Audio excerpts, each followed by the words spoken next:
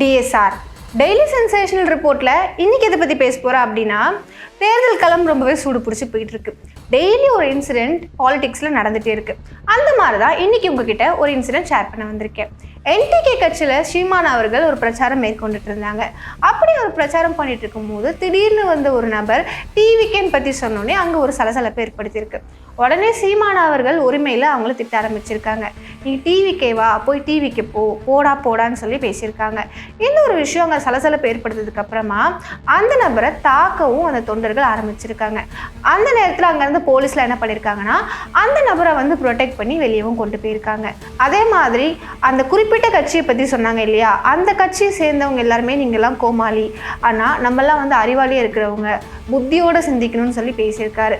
இவர் இந்த மாதிரி பேசின இந்த ஒரு விஷயம்தான் சோஷியல் மீடியாவில் வைரலாக போயிட்டுருக்கு.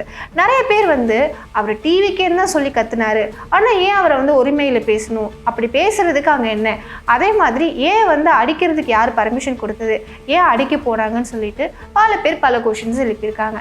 ஸோ இந்த ஒரு இன்சிடென்ட் பற்றி உங்களோட கருத்து என்னன்னு சொல்லிட்டு மறக்காமல் கமெண்ட் பாக்ஸில் கமெண்ட் பண்ணுங்கள்.